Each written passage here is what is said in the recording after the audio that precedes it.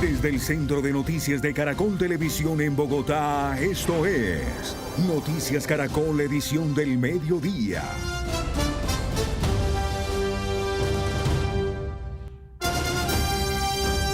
El fenómeno del Niño ya fue declarado oficialmente y los expertos advierten que podría convertirse en uno de los más intensos de las últimas décadas. Además, existe un 96% de probabilidad de que sus efectos se puedan prolongar hasta enero del 2027. Imagine que el Océano Pacífico es un gigantesco aire acondicionado para el planeta. Cuando sus aguas se calientan más de lo normal, ese sistema deja de funcionar como siempre y las consecuencias se sienten a miles de kilómetros de distancia, incluso aquí, en Colombia. Eso es justamente lo que está ocurriendo y lo conocemos como el fenómeno del Niño. Este fenómeno va a ser un fenómeno meteorológico de gran escala. Empieza un proceso de consolidación, el fenómeno todavía no está consolidado, empieza a consolidarse, digamos a madurar, y también hay un rezago entre el inicio del fenómeno y los impactos que pueda tener en el país. Es decir, menos lluvias, más días secos y temperaturas por encima de lo habitual. Los modelos climáticos indican que el fenómeno se fortalecería durante el segundo semestre de este año y podría mantenerse hasta enero o marzo de 2027. Además, existe una probabilidad cercana al 63% de que alcance una intensidad muy fuerte. Va a disminuir el agua disponible en casi todo el territorio nacional y los impactos que esto pueda llevar a sectores como la agricultura, el sector energía y el sector de agua abastecimiento. Y también las altas temperaturas y la disminución de lluvias hacen que también haya mucha más susceptibilidad. Las alertas apuntan especialmente a la región Caribe, la Orinoquía, sectores de la región andina y los valles interandinos. Por eso la preocupación no está solamente en el termómetro, también están en juego las fuentes de agua y el aumento del riesgo de incendios forestales.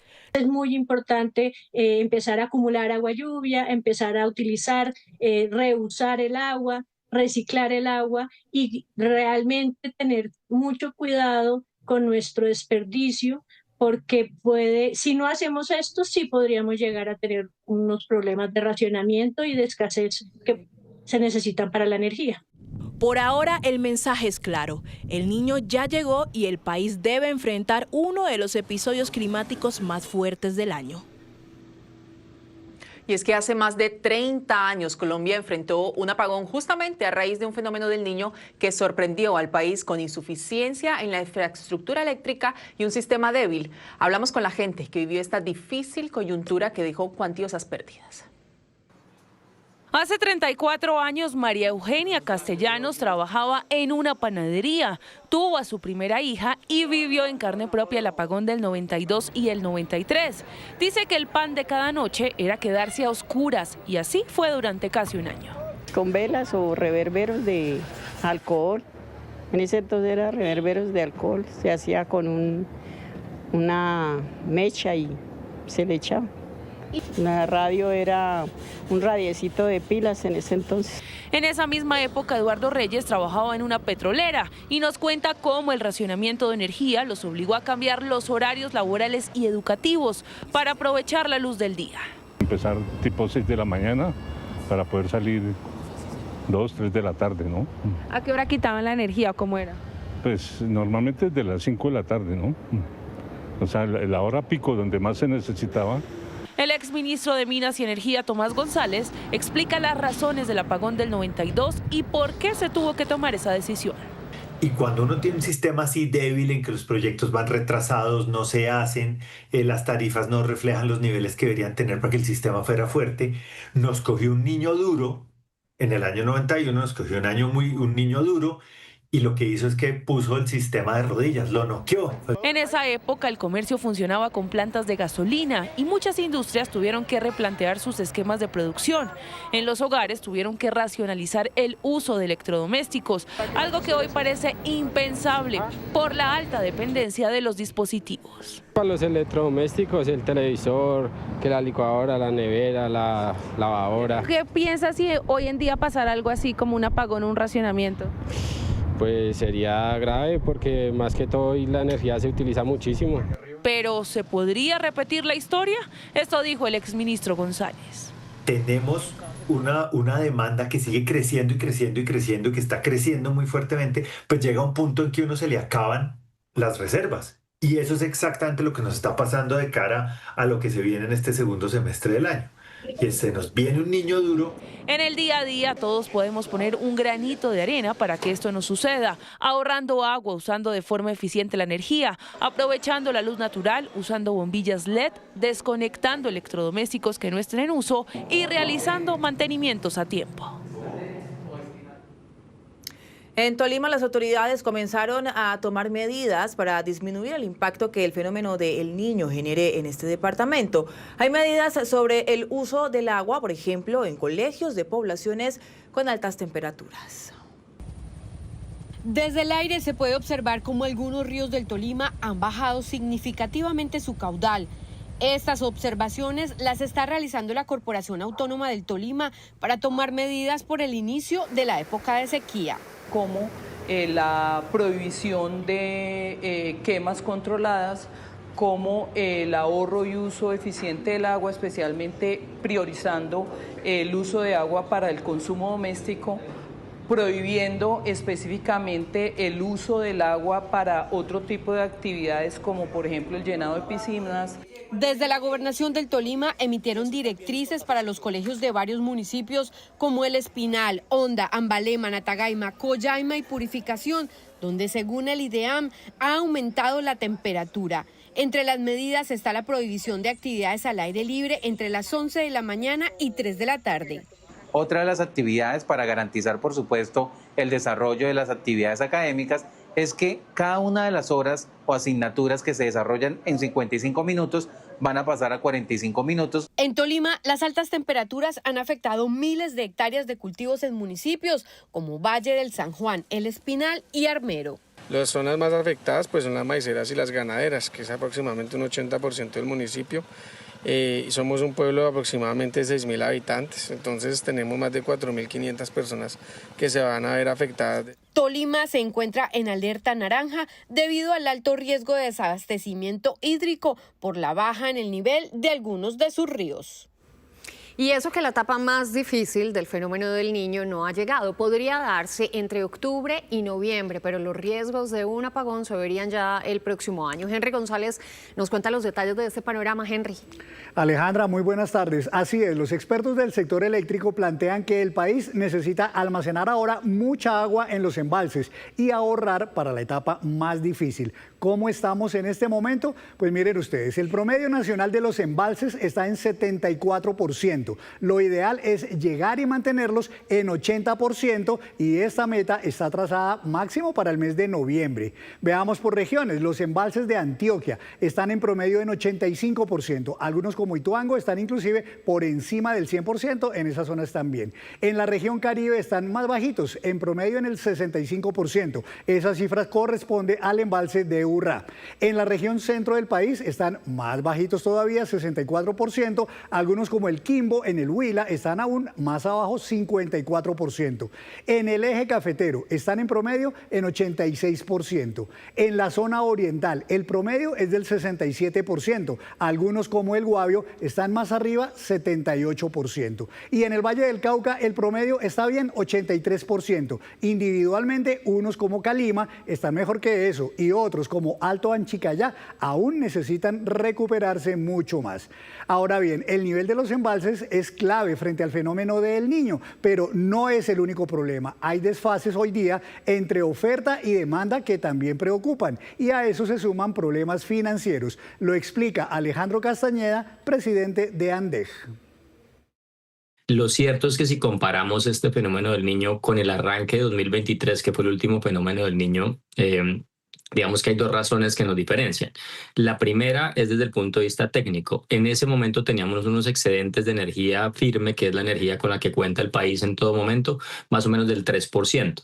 Y adicionalmente hoy en día tenemos un déficit del 2.4%. Tenemos un hueco en energía firme para enfrentar este fenómeno del Niño. Eso es desde el punto de vista técnico. Desde el punto de vista financiero, las deudas del gobierno con el sector eléctrico y de gas son más o menos de 4.5 billones de pesos.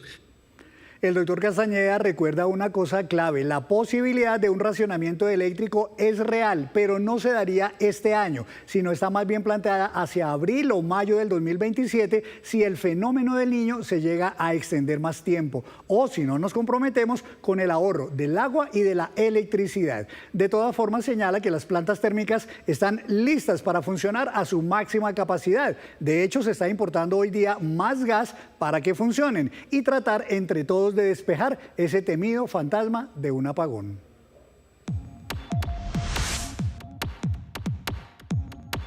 Ante la llegada del fenómeno del Niño, ¿cómo piensa ahorrar agua y energía en su hogar? Los leemos en @noticiascaracol.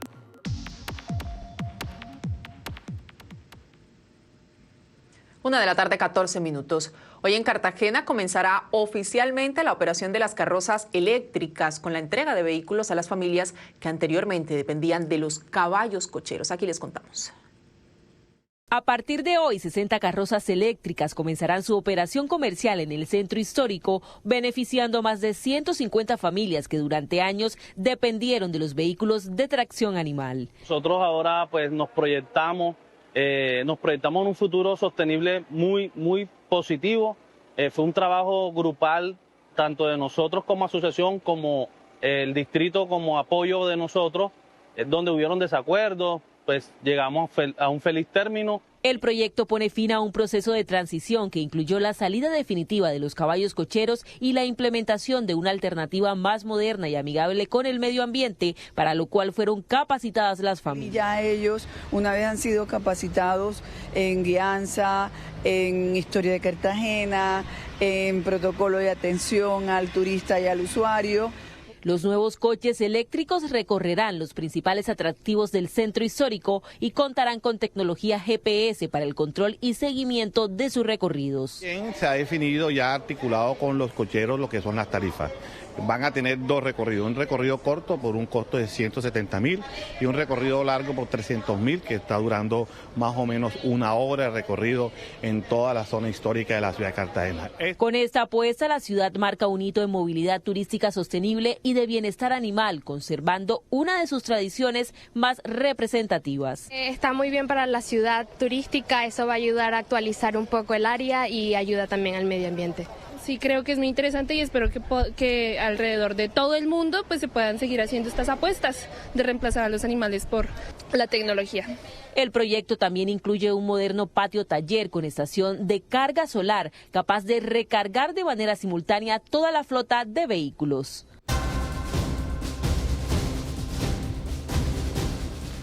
Una de la tarde de 25 minutos, gracias por continuar con nosotros. Hoy se renovó a la consagración de Colombia al Sagrado Corazón de Jesús. Durante la homilía, la Iglesia Católica pidió orar por los candidatos que buscan llegar a la presidencia e hizo un llamado especial a todos los colombianos. ¿De qué se trata, Rocío Franco?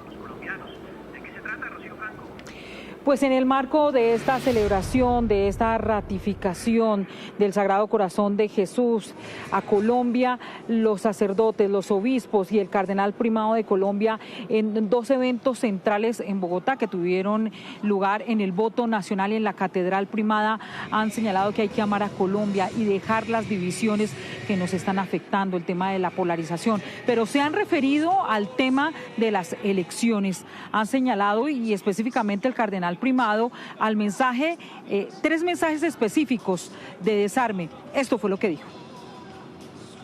Proponerles que oremos por 4 hermanos que están en campaña electoral, una mujer y 3 caballeros. Son miembros de nuestras familias, de nuestra cultura, de nuestra sociedad. ¿Hemos orado por ellos?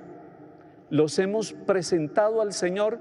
Y es lo que queremos, ponerlos en el corazón de Jesús, a todos. Hoy, al renovar nuestra consagración al corazón de Jesús, nos comprometemos a 3 desarmes. Primero, el desarme interno, el desarme de nuestro corazón. Segundo, el desarme de nuestras palabras, como lo ha propuesto nuestro querido Papa León. Y tercero, el desarme de nuestras manos. Bueno, orar también por los candidatos, por los 4 que están en esta contienda, pide la Iglesia Católica, pero también han señalado que hay que orar en el momento de votar, ser conscientes de conocer cuáles son sus planes de gobierno y sobre todo en esta propuesta de la Iglesia para desarmar, sobre todo desarmar la palabra, que no pueden permanecer ni alimentarse los odios para que aumente la polarización. Habló sobre esta situación, sobre qué deben hacer cada uno de los colombianos el padre Darío Echeverri, el párroco del voto nacional. Que antes de dar el voto, cerremos los ojos un momento y hagamos una oración pidiendo una Colombia reconciliada, en paz, próspera, fraterna. Qué linda sería Colombia así. Ha señalado la Iglesia que es importante mantener la fraternidad porque no podemos caer en división, ya que después de las votaciones los colombianos vamos a tener que volvernos a encontrar en las oficinas, en las familias, en las calles y no puede permanecer ese ambiente de división que en este momento está reinando.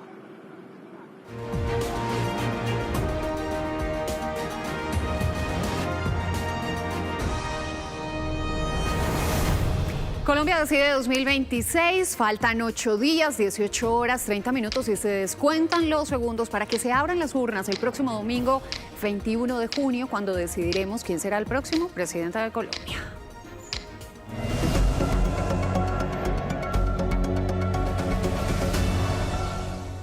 Y a la 1:29 p.m. arrancamos nuestro radar de la política con los movimientos de cara a la segunda vuelta presidencial del próximo 21 de junio. Y por eso ustedes van a ver a nuestros periodistas en pantalla, quienes nos tienen toda la información que se mueve alrededor de esta campaña electoral en su recta final. Stephanie, Juan David, Luis Eduardo, muy buenas tardes para todos. Ya vamos con ustedes porque vamos a comenzar con el llamado del registrador Hernán Penagos sobre los cambios, sobre el llamado que hace para respetar y reconocer los resultados del próximo domingo 21 de junio. También les vamos a hablar en un momento sobre cambios en el puesto de votación en el exterior y los cierres de campaña de este fin de semana y otras medidas que hay para la segunda vuelta. Escuchemos cuál fue ese llamado que hizo el registrador para que vivamos una jornada tranquila de segunda vuelta presidencial y sobre todo el llamado que le hizo a las campañas presidenciales.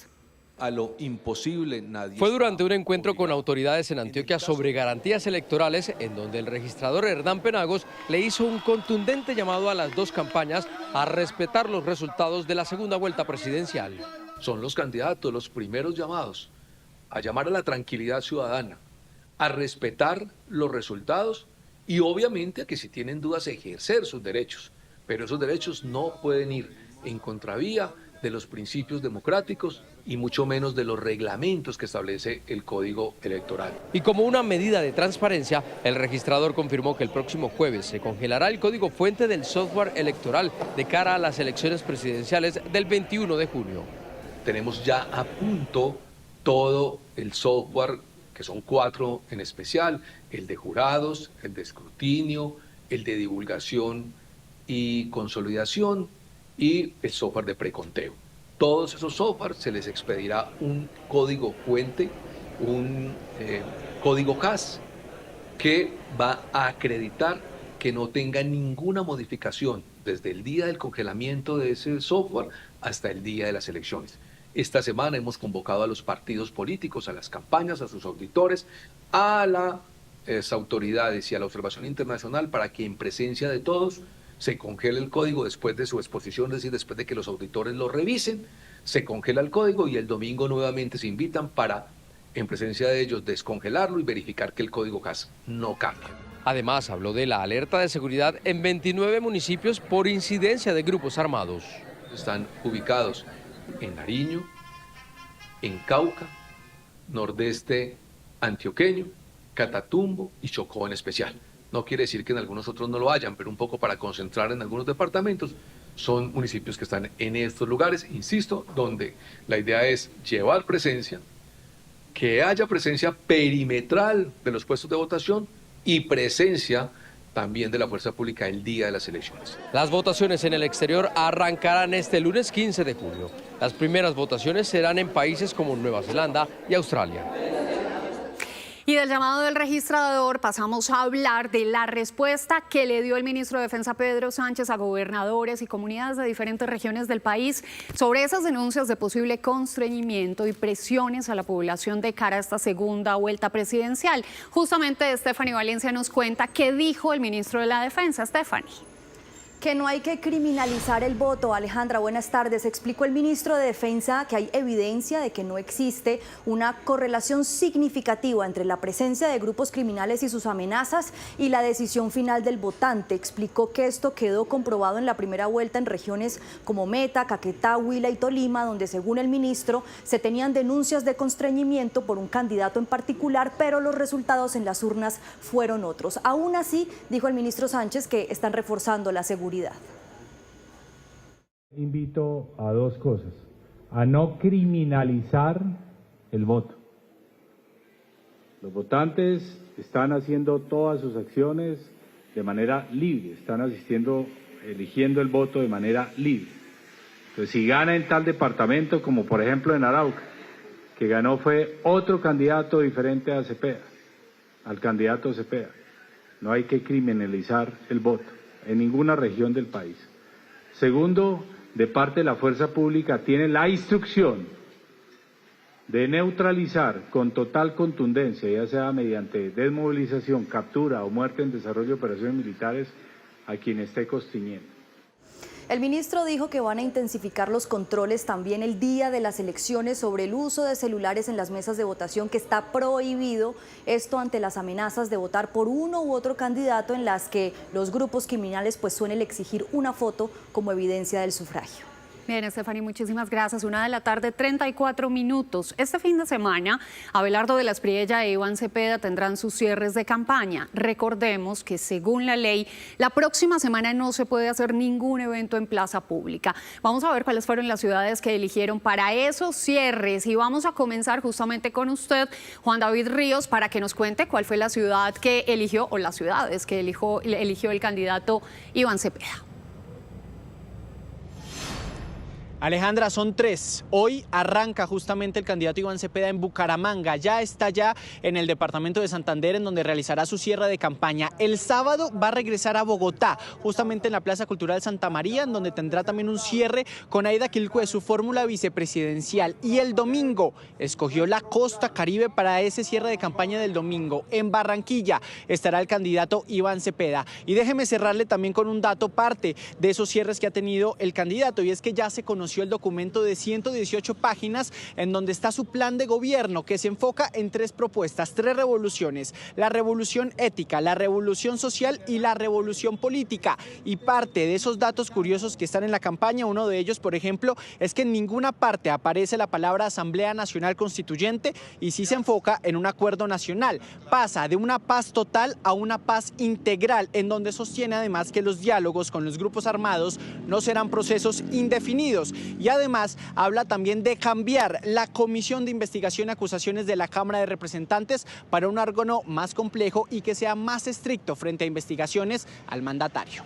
Gracias, Juan David. Algunos de los detalles de esas 118 páginas del plan de gobierno de Iván Cepeda. Hablemos ahora del candidato Abelardo de la Espriella y para eso nos conectamos con usted, Luis Eduardo Maldonado, para que nos cuente dónde van a ser los cierres de campaña, pero además noticias sobre una importante decisión judicial. Buenas tardes, Luis.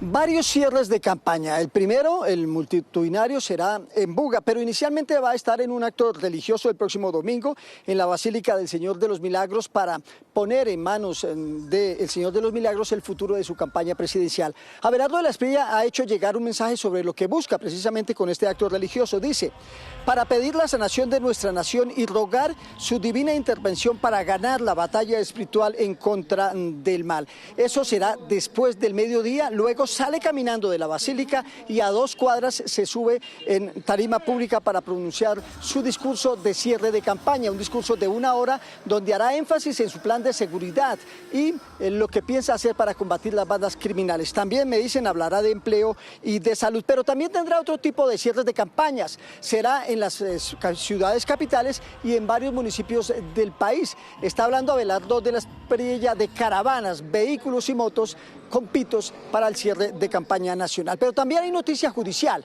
que tiene que ver con la campaña de Abelardo de la Espriella, porque la Corte Suprema de Justicia suspendió la medida que impedía el uso de logos y frases de la campaña de Abelardo de la Espriella. En consecuencia, va a poder usar frases como firmes por la patria y defensores de la patria sin ningún contratiempo o ninguna crítica. Habían sido suspendidos estas frases atendiendo una tutela, pero la Corte Suprema de Justicia ha dicho que lo puede seguir haciendo mientras deciden de fondo el recurso que interpusieron con una tutela.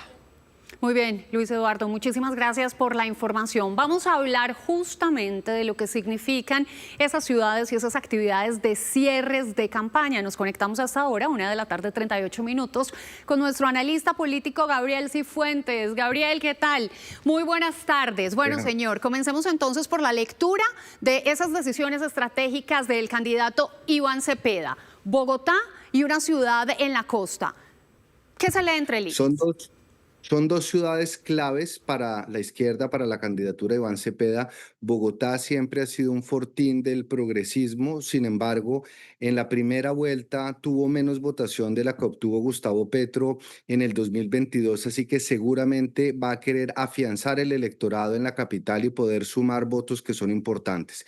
La Costa Caribe también, que le dio el voto de confianza a Petro en el 2022, es sin lugar a dudas la joya de la corona, donde está concentrado el 20% del censo electoral, así que el cierre de campaña se puede leer desde un punto de vista de estrategia política como el afianzamiento de la campaña progresista en la Costa Caribe, que es fundamental para elegir presidente.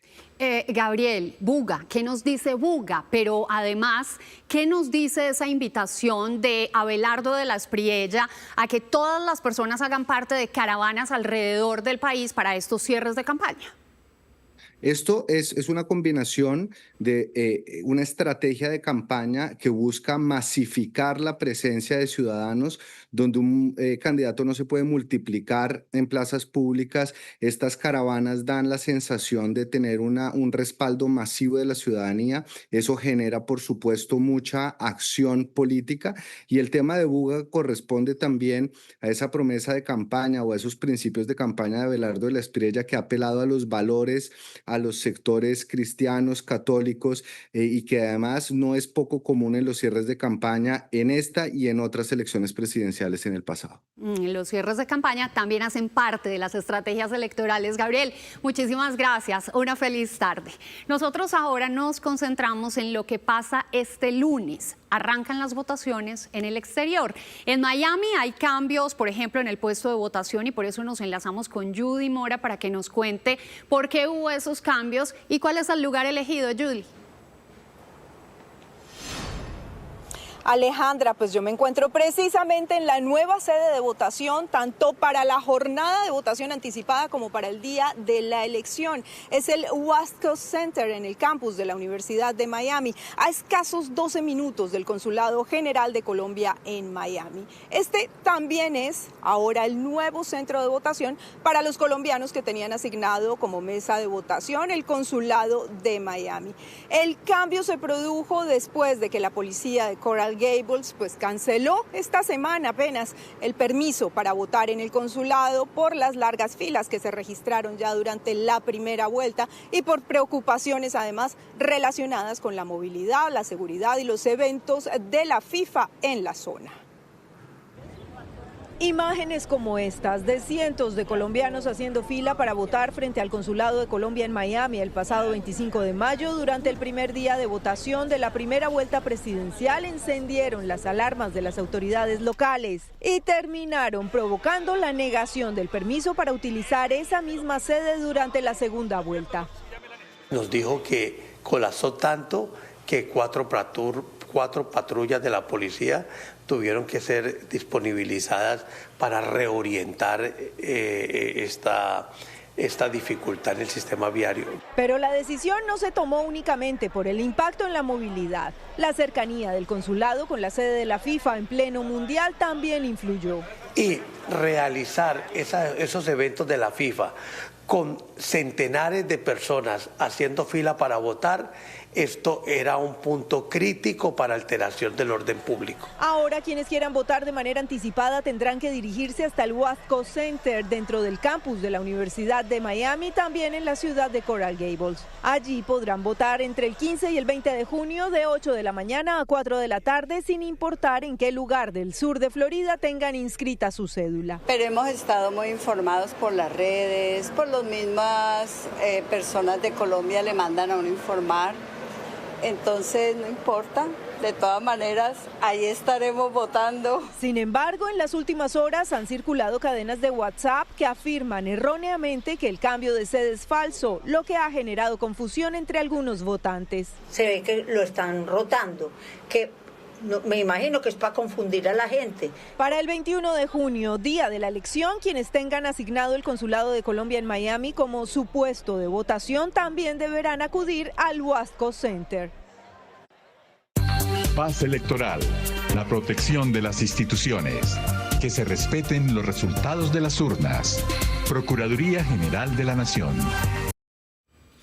A pocos días de la segunda vuelta presidencial, el expresidente Álvaro Uribe sostuvo una reunión con Juan Daniel Oviedo, quien fue la fórmula vicepresidencial de Paloma Valencia. Esto fue en su residencia ubicada en Llano Grande, en Río Negro, en Antioquia.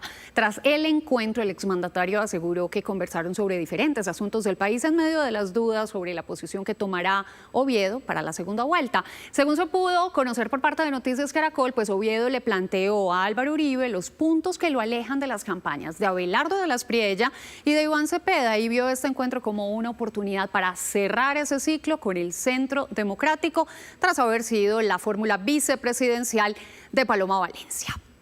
Y les tengo dato de cierre a la 1:44. Hoy a las 5 de la tarde se vence el plazo para que las campañas postulen a los testigos electorales en el exterior. Recuerden que para esta segunda vuelta se va a permitir 2 testigos electorales por cada campaña. Julián, solo por destacarle, también tarde soleada aquí en Guadalajara, delicioso el clima, y quiero destacar otro tema, y es este fondo que tengo, muy especial. Se trata de la imponente Catedral de Guadalajara, también especial, lo digo precisamente para los tapatíos. Mire, antes de hablar de temas de seguridad a propósito de la inauguración que se lleva a cabo en Estados Unidos hoy, quiero destacar otra historia muy curiosa con un tinte mundialista, y gira alrededor de un personaje llamado alias Pichicha, que vivió muy de cerca también la inauguración del máximo evento futbolístico, pero no de la manera que él esperaba. Se trata de Carlos Cabrera Heredia, de 48 años, que cumplió su sueño como fanático del fútbol de ir escoltado por las mascotas mundialistas, pero también su gran pesadilla, que es el ser atrapado. Pues justamente este hombre, que cumplió una condena de 9 años en el penal de Lurigancho, esto es en Perú, pues resultó nuevamente capturado, en este caso por habérsele encontrado más de 2.500 envoltorios de PVC y gran cantidad de marihuana. El sujeto fue puesto a disposición del Departamento de Investigación Criminal, que es una policía especializada, una unidad de policía especializada en Perú. Ahora bien, hablemos justamente de toda la situación que se vive en Estados Unidos, el despliegue impresionante en materia de seguridad en medio de las amenazas geopolíticas que están viviendo, entre otras razones, cientos de agentes de seguridad que van a estar custodiando las 16 ciudades donde se jugarán los partidos del certamen de la Copa del Mundo allí en el país americano. Veamos. Por orden del Departamento de Seguridad Nacional de Estados Unidos, centenares de agentes oficiales se encuentran en las 16 ciudades donde se jugarán los partidos de la Copa del Mundo para proteger a los aficionados, jugadores y las sedes oficiales del evento. En los juegos están dispuestos operativos antidrones para vigilar desde el aire cada uno de los estadios, al ser esta la principal amenaza por el conflicto internacional que enfrenta el país norteamericano. El exagente especial del FBI, Richard Colco, explica la dificultad del momento. La seguridad en estos juegos es fundamental y la gente está preocupada por todas las amenazas potenciales que existen. Hay agencias y organizaciones que están buscando cualquier amenaza que pueda estar surgiendo en todo el mundo. Al ingreso de cada partido, las autoridades desplegaron intensas labores de requisa para quienes llegan a los escenarios deportivos. Los guardas en los estadios son la parte más fácil. Los guardas pueden controlar las armas, entre muchas otras cosas, pero es muy difícil identificar amenazas en lugares como los parqueaderos, los lugares donde la gente ve los juegos, los partidos, los restaurantes. Esos son mucho más difíciles de asegurar. El torneo enfrenta desafíos de seguridad nunca antes vistos, por lo que la zona de atención no solo se concentra en las sedes del juego, sino también en las empresas y lugares públicos de Estados Unidos.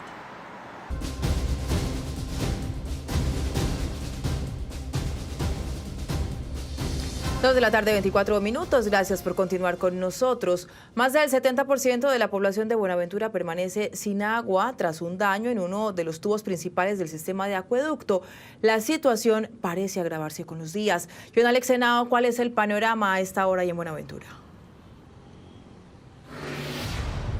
Estefania, audiencia, saludo especial. Estamos del lado de la gente en el distrito de Buenaventura. Usted lo ha dicho, más del 70% de sus barrios permanecen sin agua potable. Ya son 5 días de esta situación. Y quiero mostrarles algo, porque justo hasta este lugar, este puente ubicado sobre el sector del Pailón, sobre la avenida Simón Bolívar, han venido cientos de moradores del sector a abastecerse en esa manguera que ustedes logran observar. Hasta hoy en la mañana había agua, pero los que llegaron después se encontraron con la triste noticia de que la llave de acceso está cerrada. Ante esta situación han tenido que irse a otros barrios a pedirle a sus vecinos y en algunos casos hasta invertir más de 100.000 pesos para comprar agua potable.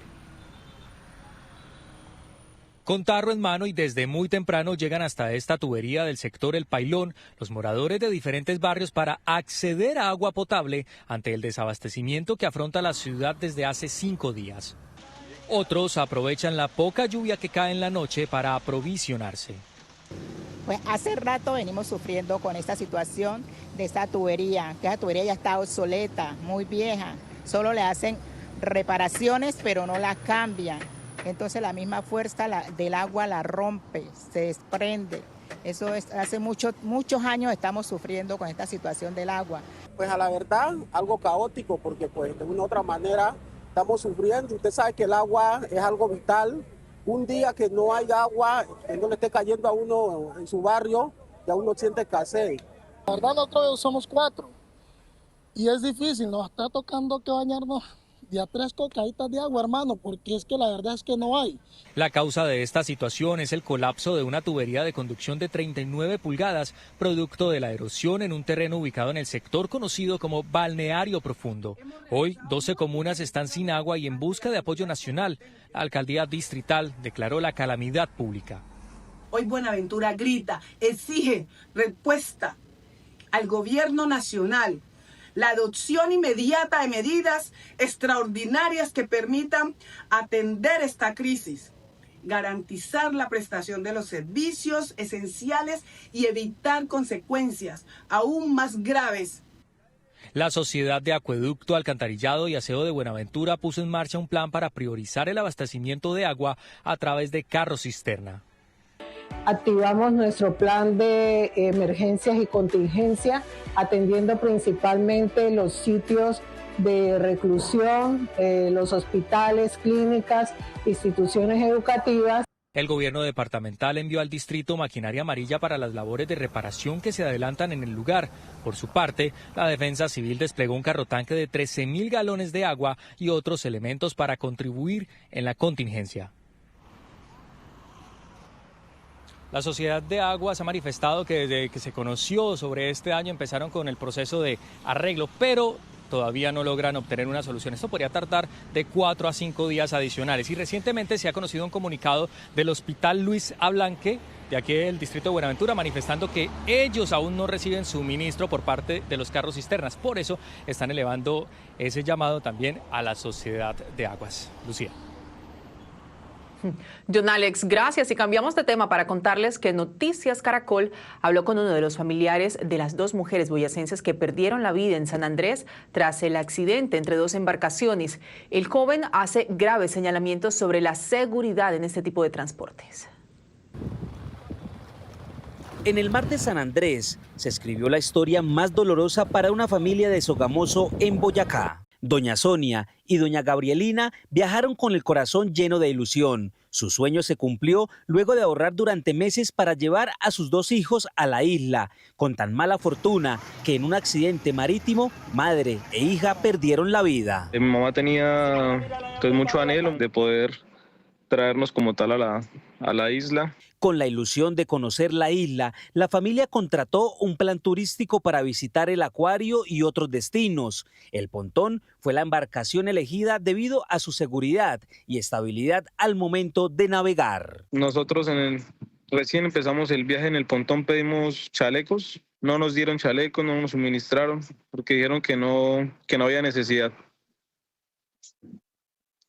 Entonces, pues en ese momento de desesperación estábamos siempre en aguas profundas, sí. Entonces, no tuvimos. Yo intenté buscar un chaleco, intenté buscar de qué forma poder auxiliar a mi abuela, porque fue la primera que vi, mi mamá no aparecía. De regreso a la isla ocurrió lo inesperado. La gente empieza como a gritar, es como que ey, ey, ey, ey, ey, o sea, como para que nos vean, porque la lancha venía tan rápido que se levantó la parte frontal, creo que es la proa, si no estoy mal. Se levanta. El cuerpo de la mamá de Kevin fue encontrado por otro lanchero de la zona que lo acercó a tierra firme. Fuimos a compartir, fuimos a distraernos, a pasar un buen momento y creo que se nos convirtió en el peor día de mi vida. Mientras tanto, en Sogamoso, ciudad donde residían, lamentan lo ocurrido. Ellas fueron unas personas muy especiales. Tanto para mí como yo creo que hablo por mis compañeras acá. Ahora, y en medio de su dolor, esta familia pide ayuda para que los cuerpos de las 2 mujeres puedan ser trasladados a Sogamoso. La Fiscalía solicitó enviar a la cárcel al cantante de reggaetón Bless como presunto determinador del delito de secuestro extorsivo y reveló nuevos testimonios en su contra. Catalina Vargas, ¿qué dijo la Fiscalía en contra del artista?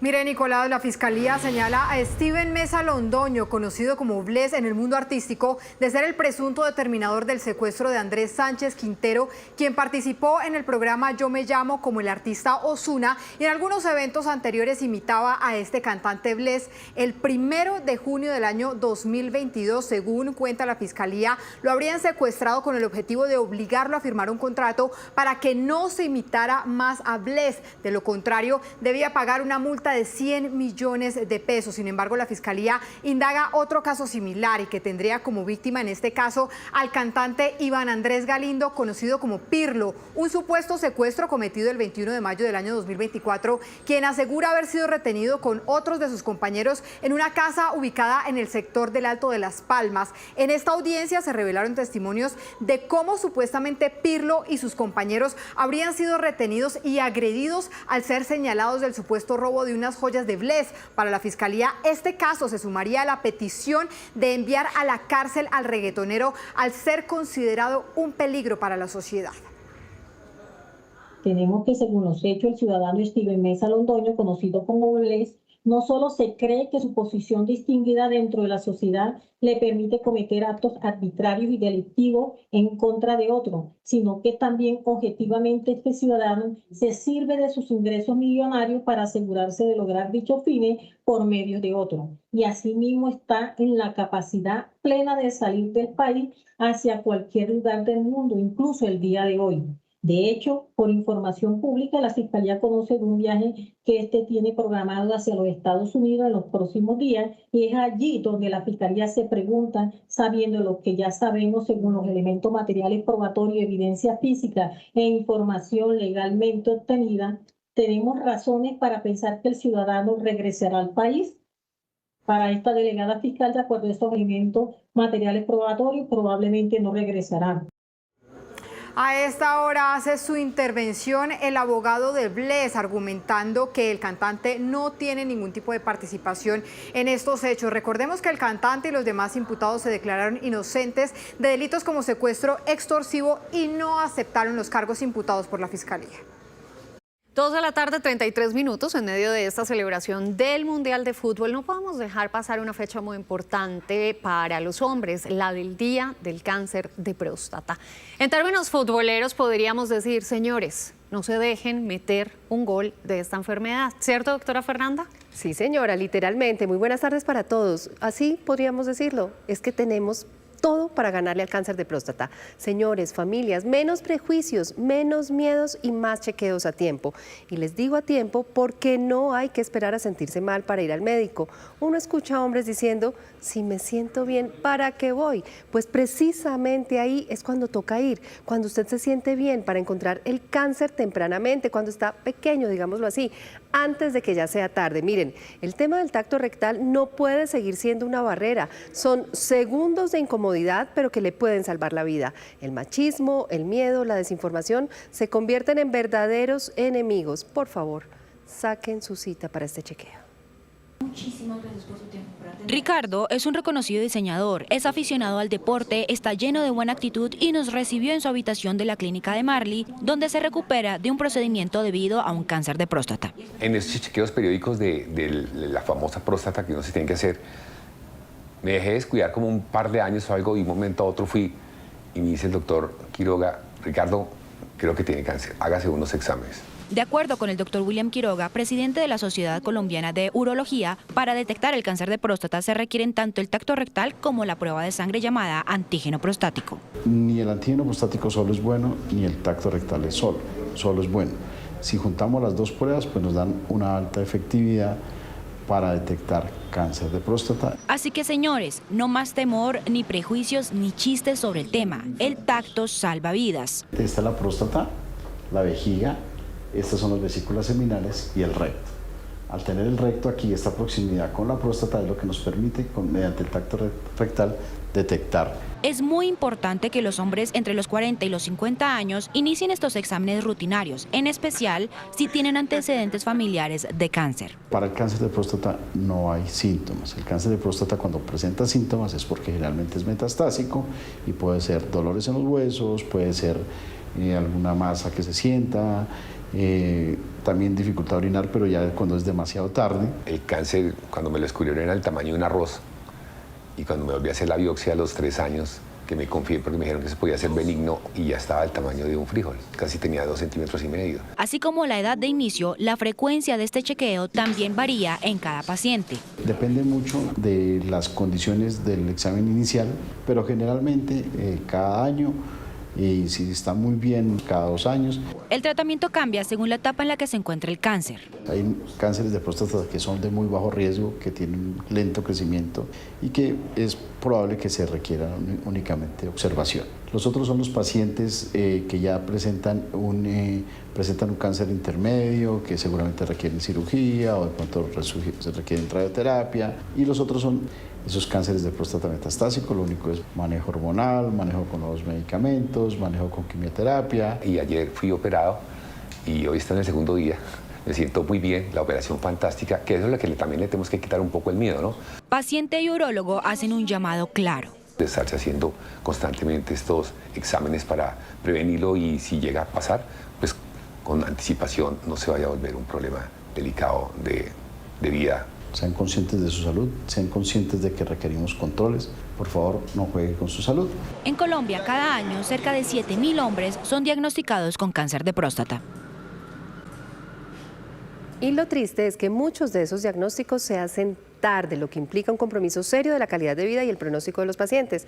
Por eso les insisto, chequeos a tiempo para diagnósticos a tiempo. Y ojo, el cáncer de próstata no se previene. No es que usted coma cierta fruta o tome cierto producto o medicamento o porque deje de fumar ya garantiza que no le va a dar cáncer de próstata. No, en estos casos no funciona así. Aquí lo único que hace la diferencia es que se detecte cuando apenas está empezando. Feliz tarde. Gracias por seguir con Noticias Caracol. En Ciénaga, norte del Magdalena, un centro clínico tuvo que cerrar parte de sus servicios luego de que familiares de un paciente agredieran al personal médico. Las autoridades investigan este hecho. La sala de urgencias de la Policlínica en Ciénaga quedó convertida en un campo de batalla. El acto de intolerancia ocurrió cuando los familiares de un paciente hospitalizado le exigían al personal médico que se diera prisa con una revisión. El miedo y la zozobra del personal médico comenzó cuando los insultos trascendieron a lo físico. Comienzan partiendo la ventana que se encuentra del lado de afuera, cuando en eso no sé en qué momento abrieron la puerta y comenzaron a darle monazos a la pantalla, a los vidrios de admisiones. Varias áreas de la clínica tuvieron que ser cerradas debido a los daños ocasionados. Además de los médicos, el personal administrativo también resultó lesionado. Dañaron todas puertas, ventanas, vidrios, la parte que vemos aquí atrás, y parte de esos vidrios pues le cayeron al personal que estaba en ese momento atendiendo a los pacientes. Según el personal médico, no es la primera vez que suceden estos casos, pero sí la primera que usan armas contundentes para agredirlos. De la nada llega un muchacho armado con un martillo o algo, no sé, y empezó a agredir duro el vidrio. Entonces, simplemente uno queda como impactado, como que qué está sucediendo. No es la manera de acercarse a uno, porque literalmente nosotros no tenemos culpa no tenemos culpa si nos salen las remisiones del procedimiento que tengan con la GPS. El llamado que hacen es a la tolerancia y al respeto por la vida de los médicos y enfermeras. Fuertes enfrentamientos entre ejército y disidencias de las FARC se han registrado en 2 departamentos. En Nariño, 8 disidentes muertos y 6 militares heridos. En norte de Santander continúan los desplazamientos a causa de los combates entre grupos armados ilegales. Combates entre grupos ilegales tienen en vilo 2 regiones del país. Los habitantes de Linares y Sotomayor, en Nariño, grabaron los fuertes ataques que se registran entre el ejército y disidentes de las FARC. Después de lo que pasó hace unas 3 semanas aproximadamente, se volvió a escuchar los disparos, las explosiones en la vereda del Tambillo, en el sector El Limón, más conocido como El Limón. Lastimosamente, pues, Linares se ha convertido en un foco de inseguridad, se puede decir, porque pues uno no puede estar muy tranquilo, que se diga. Sí, saldrán. A través de un comunicado, el Ejército Nacional confirmó que 8 integrantes del grupo armado ilegal resultaron muertos y otros más heridos. Asimismo, informaron que simultáneamente tropas del Batallón de Infantería Liviana número 9 sufrieron hostigamientos. Se logra contener cualquier tipo de pretensión de este grupo armado en afectar la población civil de este territorio. Mientras avanzan las acciones militares en el territorio, más de 200 personas tuvieron que abandonar sus terrenos. En Sardinata, norte de Santander, más de 130 personas han salido desplazadas del corregimiento de Las Mercedes, tras varios días de intensos combates entre grupos al margen de la ley. Algunas personas desplazadas al municipio de Sardinata, precisamente por temas de enfrentamiento entre estos dos grupos al margen de la ley. Lo que no queremos en este caso es que se presente lo mismo que tenemos en este momento en Filogringo, donde tenemos una problemática agudizada ya en tema de enfrentamiento entre estos dos grupos al margen de la ley. Sardinata, un corredor clave para la movilidad, podría ser epicentro de grupos armados en el Catatumbo. Lo que temen a algunos sectores es que este punto pueda convertirse en el nuevo epicentro de los combates. Reiteramos el llamamiento a las autoridades del orden departamental, municipal y nacional en las garantías que hay que darle a los pobladores, donde hoy está con mucha intensificación el conflicto armado. El Ejército Nacional ya hace presencia en la zona.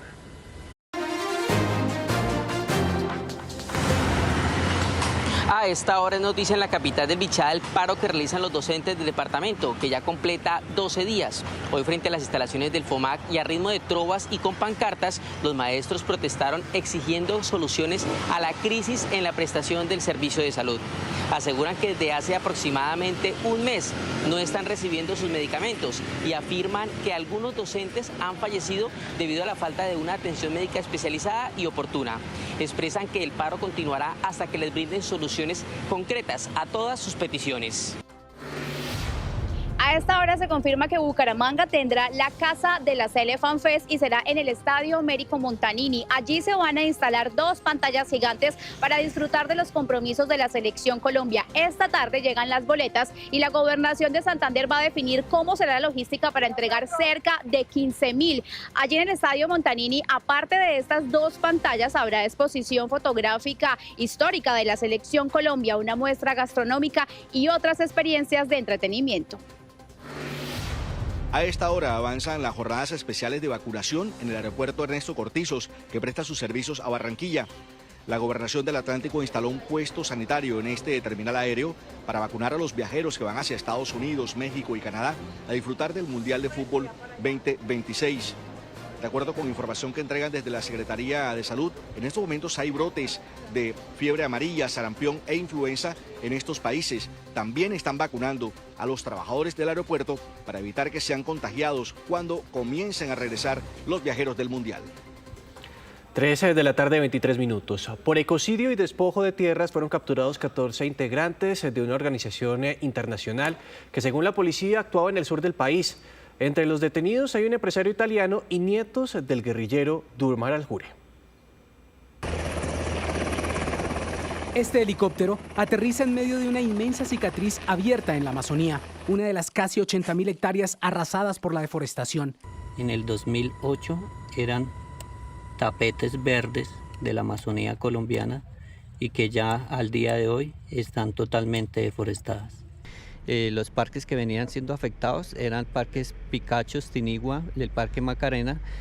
El ecocidio se habría producido tras el presunto despojo de tierras al Estado, que posteriormente habrían sido legalizadas por la organización con la participación de un exalcalde.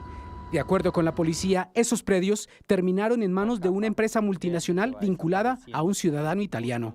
El exalcalde de Mapiripán, esta persona fue el que le dio la apariencia de legalidad a la tierra, que en este caso vienen siendo personas de figuras públicas que fueron ex senadores, representantes a la Cámara y otras personas testaferros de esta organización. Son predios que fueron vendidos por parte de la familia Aljure en 4.200 millones de pesos en el año 2008. Cuando se desmoviliza este líder guerrillero que se llama Durmar Aljure, logra que le sean entregadas esas tierras. Se logró materializar 14 órdenes de captura en Cartagena, Bucaramanga, Bogotá. Un juez envió a la cárcel a 6 integrantes de la banda, entre ellos 4 miembros de una familia que hacía política en la zona. A los otros 8 señalados integrantes de la red no les legalizaron la captura, pero continúan vinculados a la investigación. Estas fueron las noticias. Gracias por acompañarnos. 7 de la noche. Los esperamos aquí en una nueva edición informativa, pero pueden seguir conectadísimos con los hechos del día a partir de este momento con Pablo Arango en la señal digital de Noticias Caracol en nuestras plataformas digitales. Alejandra, en el canal Caracol ya viene Tormenta de Pasiones. Esto es Noticias Caracol. Primero la gente, feliz puente futbolero. Feliz puente.